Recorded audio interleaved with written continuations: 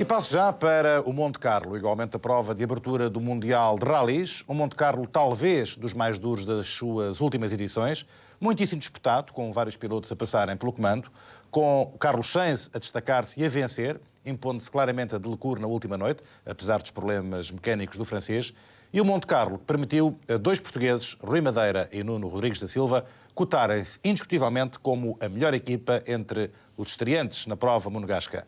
Rui Madeira teve um excelente terceiro lugar no Grupo N. Ele está connosco. Boa noite, já falarei contigo. Para já vou pedir ao Luís Caramelo para nos descrever o que se passou em Monte Carlo, um Monte Carlo bastante competitivo, como disse, com os 4 primeiros lugares da classificação a serem ocupados por construtores diferentes. Boa noite, Luís. Boa noite. Pois tudo começou com uma certa indefinição em termos de regras para este ano. Estava previsto que os concorrentes não pudessem mudar de pneus, nem fazer certo determinado número de assistências. Ainda antes da prova tudo foi mudado, tudo se alterou e por isso mesmo aquilo que nós pensávamos vir a ser uma prova já com as novas regras e novas limitações acabou por ser uma completa baralhada, sem saber quando é que se podia mudar de pneus, quem é que os poderia mudar. Havia quem tirasse pregos dos pneus para conseguir fazer a classificativa seguinte, havia quem apostasse em pneus intermédios, já que os slicks são definitivamente proibidos, e depois falhasse no troço a seguir. Quer dizer, a prova começou com grandes incertezas. De qualquer modo, e logo desde o início verificou-se que pelo primeiro tempo do McRae no troço de abertura e pelo facto de o Sainz o ter substituído logo na liderança do Rally, que os Subaru seriam os carros melhor preparados para vencer a prova. Como se veio, aliás, a verificar. Luís, nós vamos passar de imediato as imagens que temos para esta edição de rotações. Teremos a oportunidade ainda de outras imagens no próximo programa, onde aparece, e esperamos, o Rui Madeira. Mas, de facto, o Monte Carlo começou com essa indefinição, como disseste, na regulamentação para esta época de 95 e também com, digamos, um grande movimento lá na frente. Alternaram-se no comando, foram alternando o comando, melhor dizendo, vários pilotos. Sim, alternou-se o comando, principalmente os pilotos da Subaru. Passou do McRae para o Sainz e depois houve uma altura em que o piloto que temos nas imagens, o François Delecour, conseguiu ultrapassar por duas classificativas o Carlos Sainz, devido também a uma má escolha de pneus, e tudo isso levou a que a classificação ficasse bastante indefinida. Estamos a ver imagens do primeiro dia da prova, a passagem pelo troço do Bourget. Pode dizer-se que a etapa, em termos competitivos, a prova em termos competitivos tinha 3 etapas distintas, todas elas com um bocadinho de sal e pimenta à mistura. A primeira fase tinha o Bourget e tinha também os troços da zona de Entregue. No segundo dia havia Saint-Jean-Royan e tudo acabava com o Cisteron, que é um troço também clássico do Rally, e no último dia tínhamos o Turini, o Col de Cuiol e mesmo o Entrevaux, que definiam mais ou menos a prova. Desde o início que o Carlos Sainz foi para a frente, tentou afastar-se o mais possível do François Delecour, que o seguiu como uma sombra, e curiosamente aparece sempre na terceira posição o Mitsubishi Lancer Evolution do Tommy McKinnon, que fazia a sua estreia em termos oficiais na equipa. Mas, Luís, os pilotos da Ford, nomeadamente o Delecour, queixou-se de que os seus carros não tinham velocidade.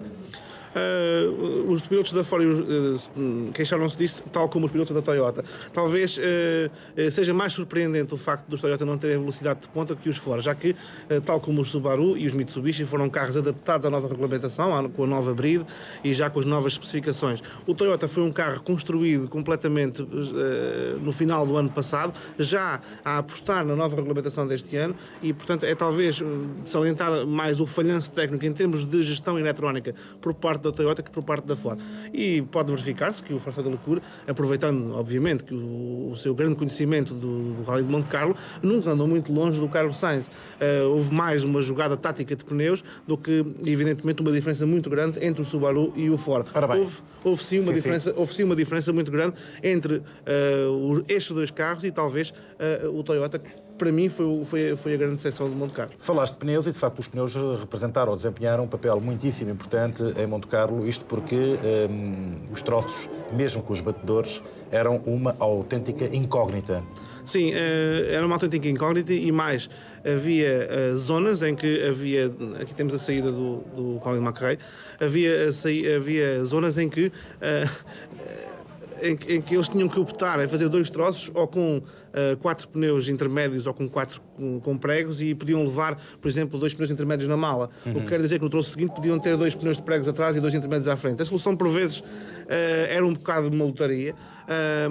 Os batedores foram de extrema importância porque avisavam com antecedência os pilotos o que é que eles poderiam fazer e qual seria a melhor opção, e quem apostou melhor foi realmente o Carlos Sainz, que por vezes ganhava, por vezes perdia ligeiramente para o François Delacour, mas depois, nos 2 troços seguintes, ganhava bastante aquilo que perdia no início. A escolha não era feita para o troço, mas sim para os próximos troços. Para um conjunto de troços. Exatamente. E foi isso que terá condicionado o resultado, e foi talvez aí que houve uma diferença marcante. Como é normal em Monte Carlo, o público muitas vezes também pode alterar, digamos que as condições do terreno. E isso aconteceu acontece sempre no Turini, em que neve, mais tarde gelo, alteraram, digamos que, as informações fornecidas pelos batedores. Sim, no início da tarde nós tínhamos notícia que havia uma parte da subida que tinha à volta de 4 km com neve e gelo, depois tinha a zona plana do colo e depois um pouco da descida.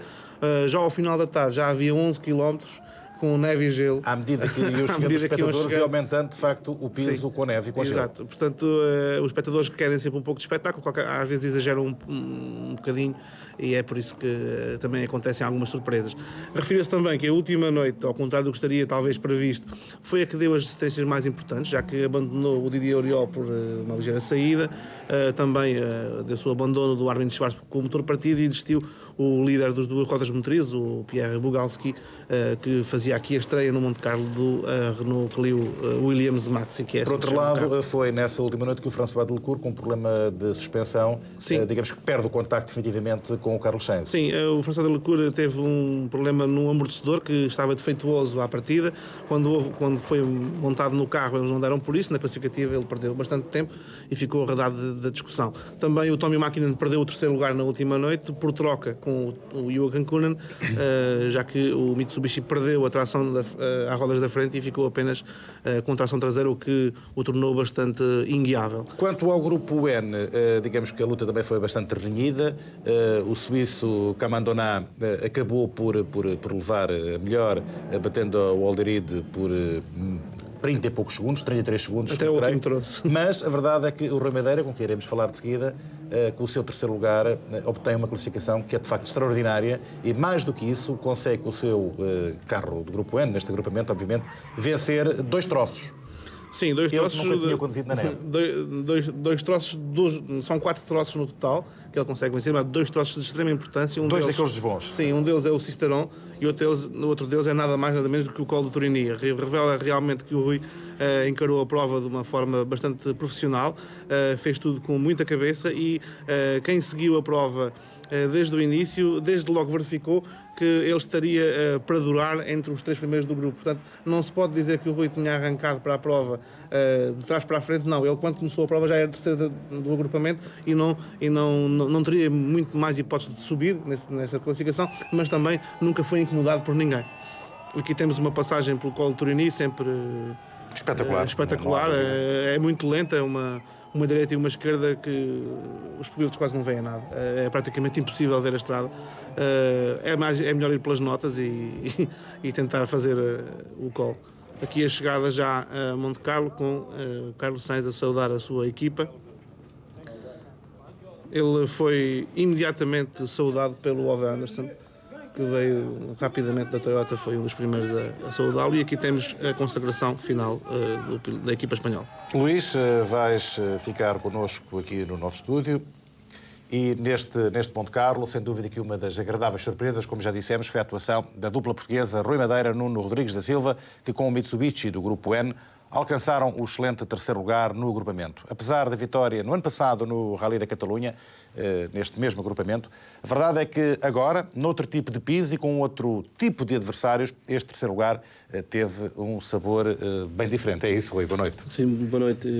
Realmente este rally era um rally bastante difícil, especialmente para nós portugueses. Não estamos habituados a conduzir em condições difíceis, como o gelo e a neve. Penso que fizemos uma prova inteligente. Mas deixa-me, digamos, começar pelo princípio. Exato. Tu foste para Monte Carlo treinar numa situação que não era conhecida para ti e para o teu navegador, que era o gelo, a neve e até o verglass. Qual foi a tua primeira reação quando chegaste àquele tipo de pisos nos teus treinos? Eu devo dizer sinceramente que, tanto eu como o Nuno comentámos isso durante os treinos. Ao fim dos 2 primeiros dias de treino, a minha vontade quase era pegar nas malas, por assim dizer, e vir para casa, porque estava a ser extremamente difícil conduzir naquelas condições. Penso que a partir do 3º dia... Houve uma noite, penso que ficaste mesmo no Brusé com o carro... Exato, ficámos mesmo atolados com o carro no Brusé, inclusive o carro da assistência avariou no Brusé e tivemos que lá ficar durante uma noite, tal era a quantidade de neve que estava aqui naquele momento. Depois veio a prova. Depois veio a prova, realmente penso que ao fim do 3º dia de treinos as coisas começaram-se a compor, nós achámos que estávamos já a conduzir já de outra forma, começámos a habituar-nos a andar sobre o piso de neve e gelo.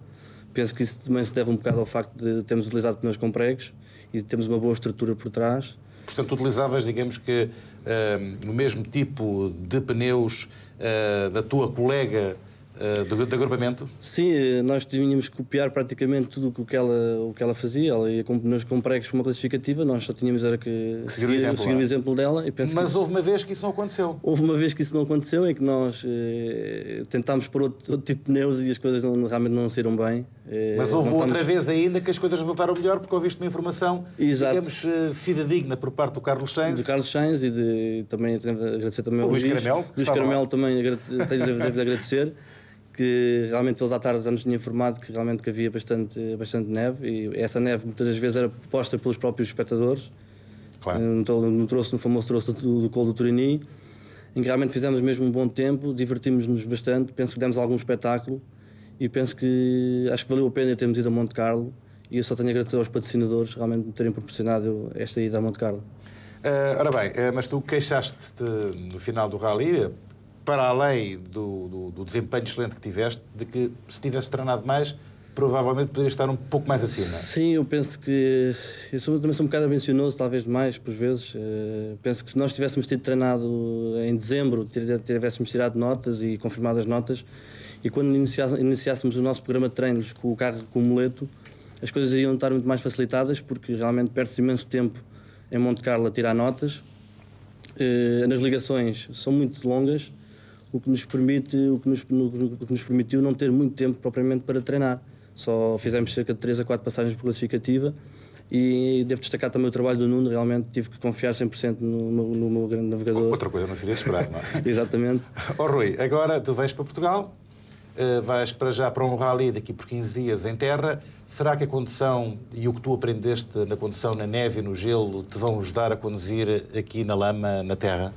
Eu penso que terei alguns conhecimentos que vão ser muito bons em termos de futuro, em termos de pilotagem. Penso que a condução sobre o gelo e sobre a neve realmente é bastante complicada. Inicialmente foi mesmo muito complicada. E penso que agora sinto uma vontade muito maior com o automóvel. Eu devo dizer que nos últimos troços, mesmo com pneus pregos em asfalto, já brincava com o automóvel, portanto já me deu uma certa vontade. Que era o resultado da experiência adquirida ao longo daqueles dias de prova. Penso que sim, penso que se formos a ver bem, acho que foi um longo curso de pilotagem que eu fiz, foi há cerca de 15 dias entre os treinos e a prova, e isso permitiu-me estar muito mais à vontade neste momento com o automóvel. Rui, tu e o Nuno Rodrigues da Silva vão, como eu disse, para o Rally do Porto Petróleos daqui por 15 dias, e quanto a participações mais a este nível mundial? Pois eu penso neste momento, agora temos o Rally do Porto, o qual vamos preparar bastante bem, visto que vamos percorrer algumas das classificativas do Rally de Portugal. Será o Rally de TAP, em que vamos apostar tudo nesse Rally. Talvez seja o Rally em que nós teremos mais chances em termos de Grupo N. Digamos que vocês vêm como uma equipa oficial? Sim, penso que sim. Neste momento ainda não há uma confirmação oficial, mas penso que está tudo encaminhado para isso. Ainda hoje tive um telefonema a dizer que, em princípio... Telefonaram para que vais representar a Mitsubishi. Exatamente, vamos representar a Mitsubishi, o que é um grande orgulho para nós, representar uma marca como a Mitsubishi num rally tão importante para nós. Rui, resta-me agradecer a tua presença neste estúdio em direto no Rotações. Os meus parabéns para ti, também para o teu navegador, que está aqui por trás do nosso decor a roer as unhas, estava com medo de aparecer em plano. Nós voltaremos certamente a acompanhar-te numa próxima deslocação ao estrangeiro. preferencialmente com imagens que nós ainda acreditamos que nos cheguem a tempo de incluirmos no nosso próximo programa. Muito obrigado, pela tua presença. Muito obrigado.